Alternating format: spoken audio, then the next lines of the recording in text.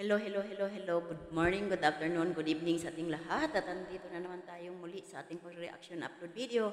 Pero bago ang lahat tayo ay mag-shoutout muna sa founder ng Kalingap na walang iba kundi si Kuya Bal Santos Matubang, Kalingap Rap at si Ate Edna Vlogs. At ayan, shoutout na rin sa mga kasamaan ko sa Kalingap Strikers sa pamumuno ni Langga Ate Glo, Cell TV PH o Cell TV Official, dalawa yung account niya. Diyan, tawid-tawid lang siya dyan pag nagla-live o nag-upload. Supportahan din ninyo, Kaberks TV, isa sa aming kasamahan din na nag-iisang lalaki. At si Sis Hasa 26 TV, Ermagalo Mix Vlog, Maria Ligaspi Vlog, Selena Barbosa Official, Jacqueline Ducosin at ang inyong lingkod na walang iba kundi si Hayat Mix Vlog na napagkamalan nitong tatlong antay-kalingap. Lagi akong napagkamalan, kaming dalawa ni Hasa, Mrs. Hasa, lagi. Kahit yung ibang mga supporters na mga antay din na para sumbong, lagi kaming napagkamalan na ako si Sis Hasa 26 TV. Hoy,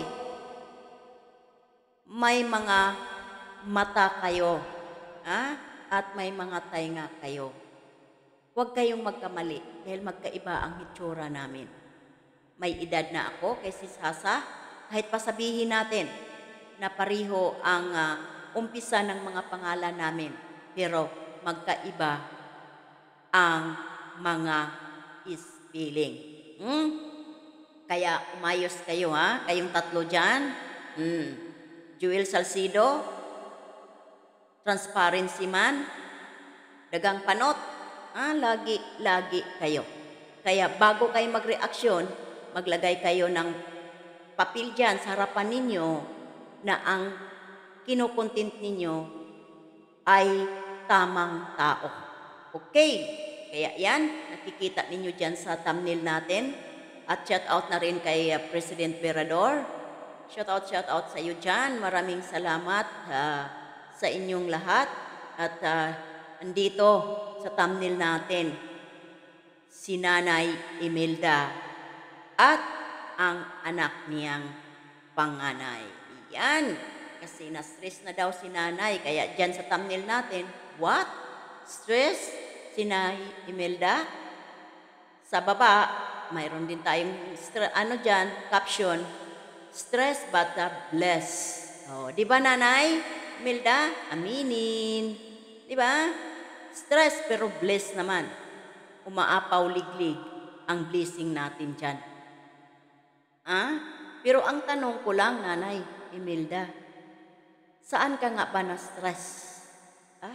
Saan ka nga ba? Na-stress ka sa amin? Sa mga reactors? O stress ka sa ginagawa ng panganay mong anak? Nanay?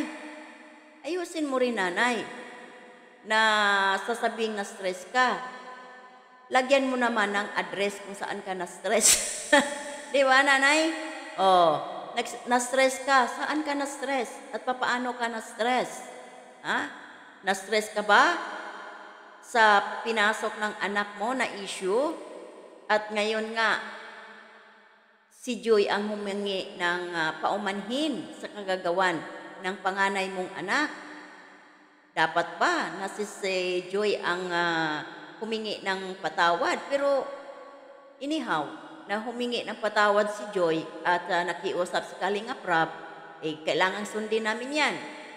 Pero pag hindi siya tumigil at ang balita namin na may gumamit sa pangalan niya, magsalita siya kung hindi siya yon. Kung totoong hindi siya yon. Patunayan na hindi siya yon. Nung nag-comment doon sa live ni Kuya Brooks, kasi ang balita namin ay fake daw yon, fake account. Kung hindi naman siya yon, fake talaga, as in fake. Liwanagin niya yon, linisin niya yung pangalan niya. Kasi hanggat nagsasalita siya dyan sa mga live, kahit nakikiusap si Kalingap Rap, at sobra pa din yung pangyuyurak niya kay Kalingap Rap, hindi naman siguro pwede po Nanay Imelda, natatahimik lang din kami. Ah? At huwag kang ma-stress. Huwag kang ma-stress. Dahil nasa social media ka na rin eh. Mga anak mo nasa social media na rin. Ikaw nasa social media. Huwag kang ma-stress. Isipin mo na blessed ka. Isipin mo na lang na blessed ka. Kakambal ang stress sa bliss mo ngayon na natatamo. Natatamo ninyo sa pamilya ninyo. Kambal yan ang stress. Dahil pag tagumpay ka sa buhay mo, kasama yung stress. Dahil mayroong naiinggit. Nanay Imelda? Stress, lahat ng tao may stress. Pero kung stress naman na blessed ka, pasalamat ka pa rin sa Panginoon. Kaya nandyan sa no worries. No worries kung ikaw na stress. Dahil kahit saan pang tingnan na senaryo, blessed ka naman talaga. Diba? Blessed ka eh. Kaya huwag mong pansinin yung mga issue na pinasok ng panganay mong anak. Bagkos, pagsabihan mo pa, hindi ka dapat magbibintang dito sa mga reactor. Dahil kung tutuusin Nanay Imelda, nakalimutan mo, ang Kalingap may mga reactor. May mga reactor. At kanya-kanyang mga opinion pag mayroong issue na kasangkot itong anak mong daratitat. Yun lang naman eh. Yun lang naman. Huwag kang ma-stress kung sa mga bagay-bagay na sa inyo lang din, nanggagaling din, at napapansin ng mga reactor. Iwasan ninyong gumawa ng mga bagay na mapapansin ng mga reactor. Lalo na panira sa Kalingap. Diba, Nanay Imelda? Nagpasalamat ka sa picture mo na yan. May sponsor na nagpapaayos dyan sa kisame ninyo na nasira. Diba? So, kaya ako nasabi, stress ka nga, andoon na tayo. Pero, bliss ka pa rin. Kaya, stress but bless. Yan ang totoo, Nanay. Kaya, dyan sa thumbnail natin, mayroong aminin. Diba?